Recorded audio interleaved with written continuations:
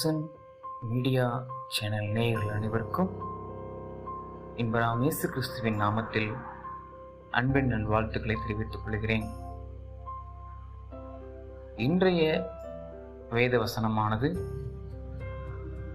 மத்தேயுவின் சுவிசேஷம் 1 அதிகாரம் 23 வசனம். இதோ, ஒரு கன்னிகை கர்ப்பவதியாகி ஒரு குமாரனை பெறுவாள், அவருக்கு இம்மானுவேல் என்று பெயரிடுவார்கள் என்று சொன்னான். இம்மானுவேல் என்பதற்கு தேவன் நம்மோடு இருக்கிறார் என்று அர்த்தமாம்.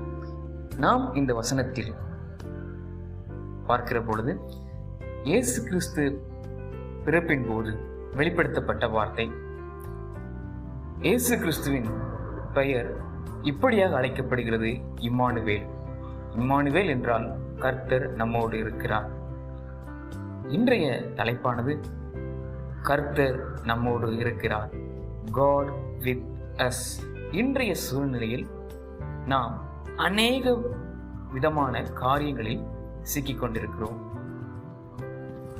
இச்சூழலில் கூட தேவன் நம் இம்மானுவேலராய் நம்மோடு இருக்கிறார். நமது நிச்சயமற்ற நிலைகளில் தேவன் நம்மோடு இருக்கிறார். இன்றைய சமுதாயத்தில் போர்கள், இயற்கை பேரழிவுகள் என எத்தனையோ நிகழ்ந்து கொண்டிருக்கிற பொழுதிலும் தேவன் நம்மோடு இருக்கிறார், நமக்கு சமாதானத்தை கொடுக்கிறார்.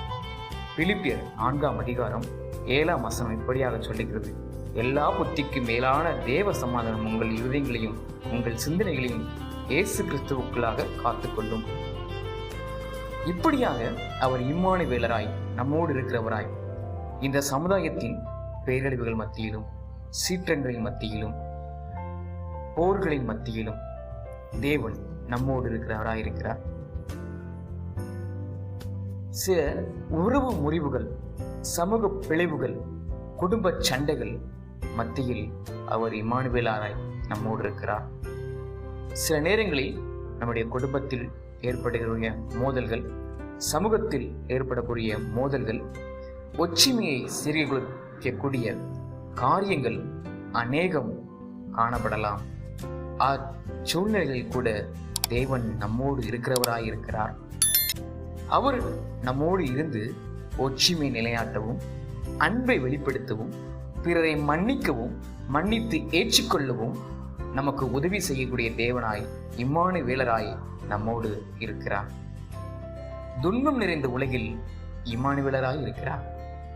வறுமை, ஒடுக்கப்பட்டவர்கள், வன்முறை, சமத்துவமின்மை போன்ற பல்வேறு துன்பம் நிறைந்த உலகில், கண்ணீர் நிறைந்த உலகில், தினமும் கண்ணீரின் பள்ளத்தாக்குகளில் நடந்து கொண்டிருக்கிற நம்முடைய சூழ்நிலை மத்தியில் அவர் இம்மானுவேலராய் நம்மோடு இருக்கிறார். நம்மை குணப்படுத்தவும், நாம் பிறரை குணப்படுத்தவும் அவர் நம்மோடு இருந்து செயல்படுகிறார். இம்மானுவேல் என்பதற்கு தேவன் நம்மோடு இருக்கிறார். அவர் இவ்வுலகத்திற்கு வந்ததின் முதல் நோக்கம் நம்மோடு இருந்து நம்மை பலப்படுத்தவும், நம்மை நேரான வழியில் நடத்தவும் தேவன் உதவி செய்கிறவராய் இருக்கிறார். யோவான் 1 அதிகாரம் 5 வசனம் இப்படியாக சொல்லுகிறது, அந்த ஒளி இருளிலே பிரகாசிக்கிறது, இருளானது அதை பற்றி கொள்ளவில்லை. தேவ ஒளியானவர் இருளிலே பிரகாசிக்கப்படுகிறாயிருக்கிறார், இருளானது அதை பற்றி கொள்ளாது. நாம் தேவனுக்குள்ளாய் இருந்தால், தேவன் நமக்குள்ளாய் இருந்தால் நம்மை இருளானது பற்றி கொள்ளாது.